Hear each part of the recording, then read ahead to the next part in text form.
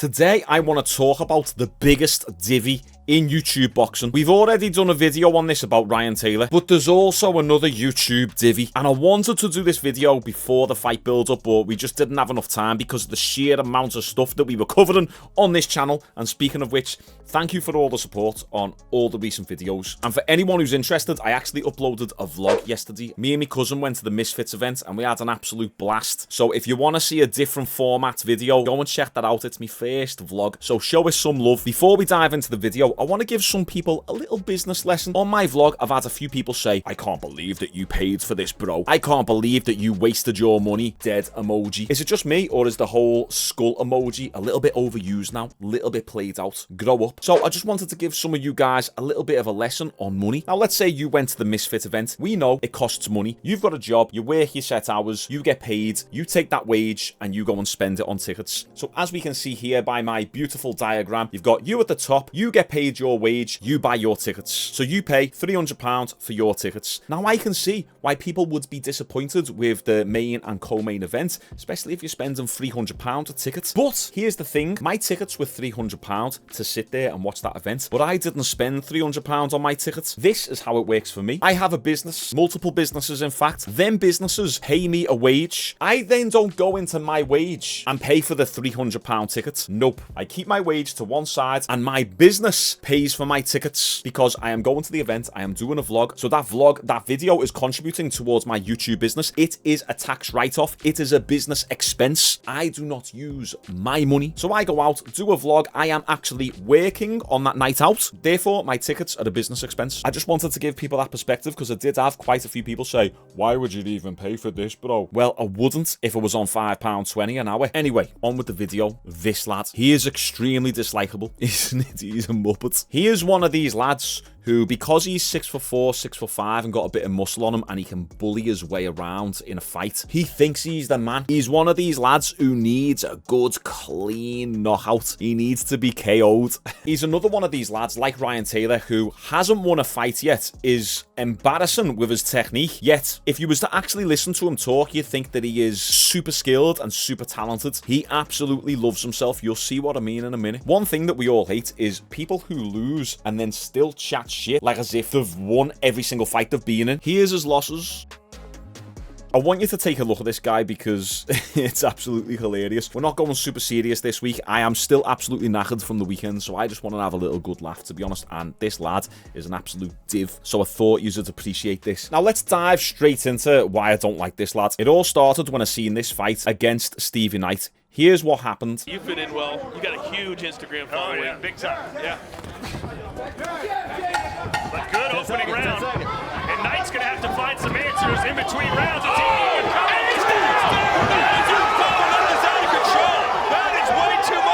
It's You see that? 5 unanswered shots to Stevie Knight whilst he's downed on the floor like as if it's an MMA fight. So first off, he knocks him out. Oh my God, just look at him. Look at his face. He just thinks he's so hard. Right, okay, watch this. So Stevie Knight's already out there. And he throws again. Now there, perfectly good place to stop throwing punches, Chase.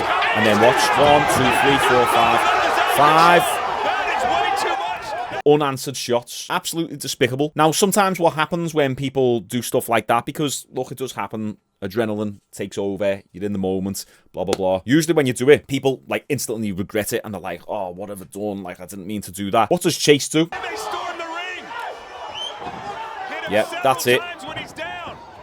He's doing a bow and arrow celebration on Stevie Knight's dead body. Absolutely despicable. No sportsmanship. Probably smashing the gear, the juice bomb, and just overall thinks he's solid. There was also a video going around at a similar time to this fight of him and Nate Diaz getting into a little bit of an altercation. Here's what happened there. Got Nate Diaz at the front.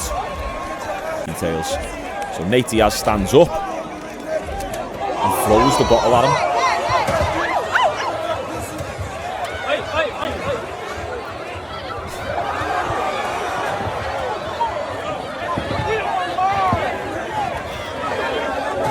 Chase would do absolutely nothing against Nate Diaz. He cannot fight. Now, some of you might be thinking, yeah, but he's a big lad. Look at Nate Diaz. He's only 170. Yeah, he fights at 170, but he probably walks around at like 190, 200. Chase cannot fight to save his life. Let me show you some examples of this. Not only am I going to show you examples of him not being able to fight whatsoever, but I'm also going to show you the delusion that he has himself about his fighting skills and how he has no remorse and is completely unapologetic about what he done to Stevie Knight. This kid needs to eat a humble pie. Let's watch this video. It's him reacting to his fight. This was filmed on the build up to the Misfits event for the weekend. What's up, guys? It's Chase Demore, and today I'm going to be going over some of my old boxing clips. So hope you guys enjoy this as much as I did. Oh God. Watch him. Here we go. Yep, there it is. Look at that. That's a good combo right there. 2 3-piece. Look, we had him in the corner. Look, yeah. Now we turn to a wrestling match. Throwing the jab, chin nice and high. Ref set. Yeah, chin nice and high. Now some people might say, yeah, but Shaun, he's saying this sarcastically. He knows what he's doing wrong. Nothing changed from this fight. This is his first fight. To the fight that he just had on the weekend, which is like his fourth fight. He still fights exactly the same. Why? Because he thinks he's a tough guy. He's big. He probably doesn't get challenged that much. The ref saved him right here. He was going out. Look, he threw a nice little jab. Watch I'm throwing punches. haymakers. Look at that chin. Chasing. Look at that. Oh, my word. If only the other lad would have just sat down on a nice... Is he southpaw, that lad? I don't know. But if he would have sat down on a good, strong left overhand there, oh, that would have been super sexy. Look at him, thinking he's all boss. Big juice monkey. Down with the stiff arm. Nice football move right there. Look at that. He literally punches and goes, swipe. I actually think this kid might be one of the worst YouTube boxers we've ever seen. And that's a statement. That there are a few bad ones, to be fair. But in terms of for someone who's so big and so muscular, he's terrible. One quick one. Look. There's only a minute and a half left. We start gassing out a little bit. My head's a little He punches like a girl. I start standing straight up. But look, we're still throwing. We're still throwing. That's the biggest thing here, guys. We're still throwing these punches. Look, you can see the anger in my face. This is an all-out brawl right now. I'm tying him up right now. It's not a brawl. Like, oh, God. Yeah. Well, you know, look, we're still throwing. Oh, there's the big swing. Jesus. Oh my gosh. We're sticking the jab, we're moving the head. You know, this is actually really... Let me just show you something right here. He cracks him with a, was it a right hook? Oh God. So this lad's called Josh on the left. He cracks Chase with a right hook, I think it is. Yeah, well, you know, like we're still throwing... Sorry, left hook. That actually wobbles Chase. Now watch him. Swing. See how he's wobbled? Now the mistake that Josh makes here is he rushes in, and it's a common mistake that a lot of fighters make is they'll see their opponent hit and they rush in, and what happens, kind of like Tommy Fury, KSI, they fall into the clinch and they're not able to capitalize on the fact that they've got the fighter rocked. The perfect thing to do in this situation is to keep the range, keep the distance, don't fall into the clinch with the bigger man where then he can control you and have time to recover. Jesus. So watch Josh now. See, he rushes in. And we're sticking the jab, we're moving the head. You know, this is actually really... He done well to get out of that, but you get me point. What he should have tried to do is kept a little bit more range and pick him off. Elite level boxing, if you think about it. Like, if I was able to maintain this... Oh, God. Yeah. Yep. Yeah, that's bad. Yeah. I'll show you that again. Watch this. Oh, God. Yeah. Yeah, that's... That is some Zercher level boxing right there.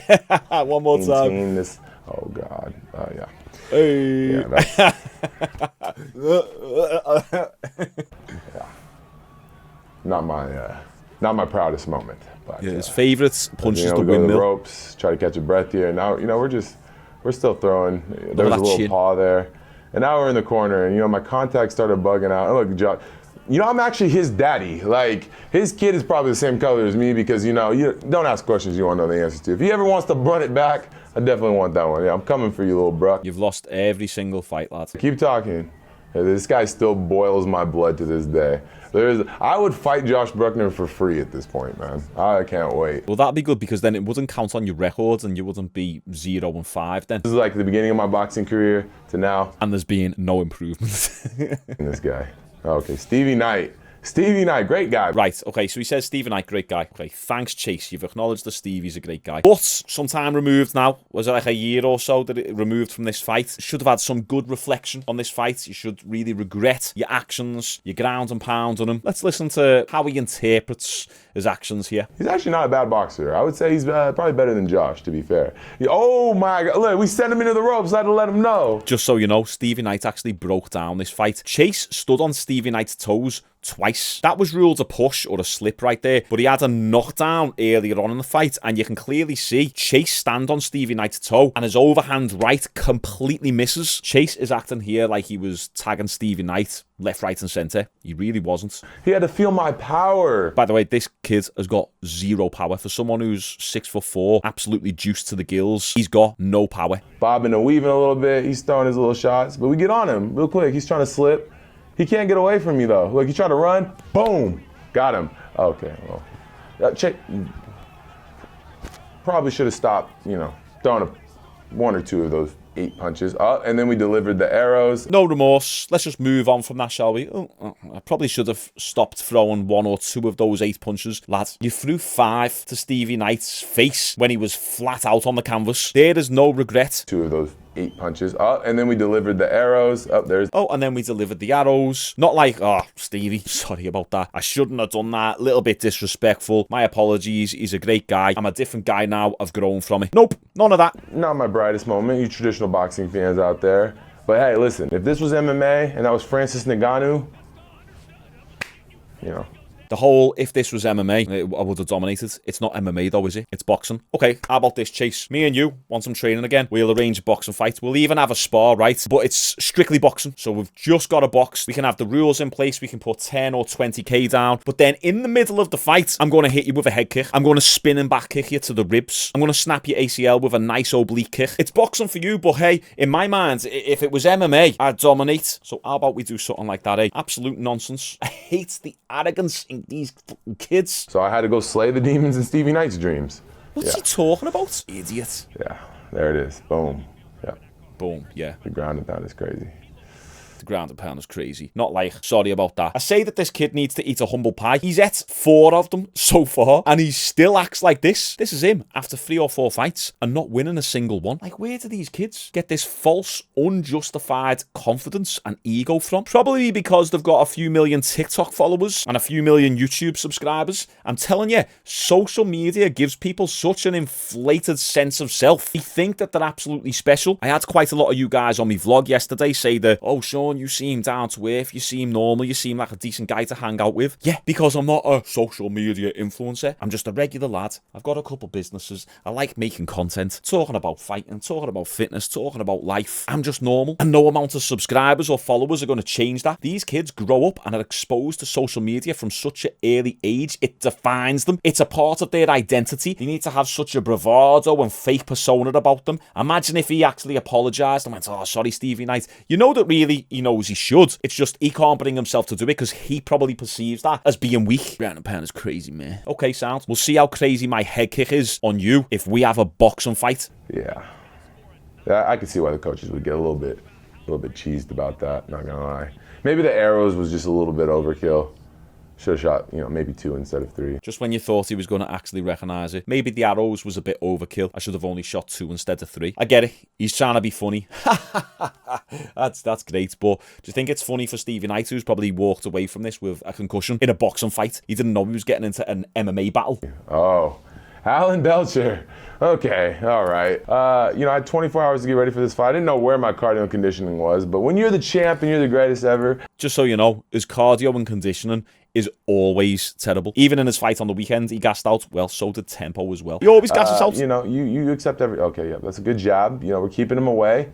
Yeah, we're swinging. Look at the high guard. The high guard is there. Like, the high guard wasn't there against Bruckner. We need to calm down a little bit and relax. But look, we kept him away. Distance. This is good. Yep, we're throwing his hands down. We're just snapping that jab. We're slipping. We got on him a little bit. Keeping that arm out there. He can't really get to me. He's trying to. Tie him up. Tying him up. That's all you can do in these situations. You got to, The next person who fights Chase Damore, please just have really good cardio and an absolutely fantastic right overhand, because he has got some of the worst offense you will see in YouTube boxing. I'm going to do a demo. You guys like it? Chase Damore attacks like this. Chin in the air, doing the doggy paddle strikes. Sure that, he's not going to hit me. Like, we're pawing it out there, setting it up the show. We're setting up combos here. I'm a football player. I'm going to tackle him. Gun shields out. He comes in, I'm grabbing. Look, he's throwing. He's turning away. Get him. Go on, get him, lads. Yeah, get him. Not today. and catch my breath here. We're gonna take a water break in the middle of the round. There you go. Yeah, let him know. Look, coach giving me some time here. This is how you do it. If you can distract, look, we got like a good 30 seconds into this now. We dang near got a whole round in between that. That's it? Do a proper bitch move? No, just keep grabbing him. Okay, that was an illegal shot. Come on, buddy. Who gives a shit? Now you want to talk about illegal shots. How ironic, coming from the illegal shot master himself. I think we should see Chase Demore versus Ryan Taylor. And listen, boys, right? I might even root for Ryan Taylor in that fight. That's saying something. I hate the whole roadman mentality. One thing I hate just as much, if not more than that, is the cocky American jock mentality who thinks he's invincible. He was trying to knock me out. Come on, get him to his corner. Look, this is me going over here. I need some water. Quitter. I'm a little bit tired. Quitter. I had an extensive camp. Look at him. Yeah, my coach got me DQ'd here. I was gonna win this fight. Like, in all retrospect, I was gonna win this fight. But, you know, because my coach had, made sure that I wasn't, at risk, he interfered with the ref, and that's why I got DQ'd. The coach just knew that you was a weak pussy and done you a favour. Now, I'm absolutely over the moon that Tempo beat him on the weekend. It was a very close fight, to be fair, but Tempo himself gassed out. He landed some absolutely fantastic shots, but his gas tank just let him down in the last couple rounds. You saw Tempo take advantage of that with overhand right. Chase is still. It's one of those because the division that he's fighting in is very thin, and I don't mean in terms of physicality, I mean in terms of talent pool. Tempo's a pretty decent fighter. He just gassed himself out by throwing too much power into his shots too early. Chase Demore has got no skill, he's got no power, he's got no speed. He's just a big lad who kind of walks forward with his chin in the air, and it's only a matter of time before he gets sparked out cold. As I say, boys, one of the biggest things I hate is just unjustified egos. I hate these cocky influencers who just got no reason to be that way, and I wanted to do this video a couple weeks ago. It doesn't matter. The lessons in this video are applicable at any time of the year, whether he's fighting or not. I love seeing cocky people getting humbled. Unfortunately, I don't think Chase has got more than 2 brain cells to actually be humbled. He's lost every single fight, same as Ryan Taylor. Maybe these two can fight next, or maybe I could pack on a few pounds, fight Chase Demore in a boxing fight, but I'm allowed to throw kicks. Absolute divvy. Okay, comment below your thoughts on this video. Make sure you subscribe for daily uploads, and if you're already subscribed, then just like the video for us, and make sure you tune back in tomorrow. All right, see you on the next one.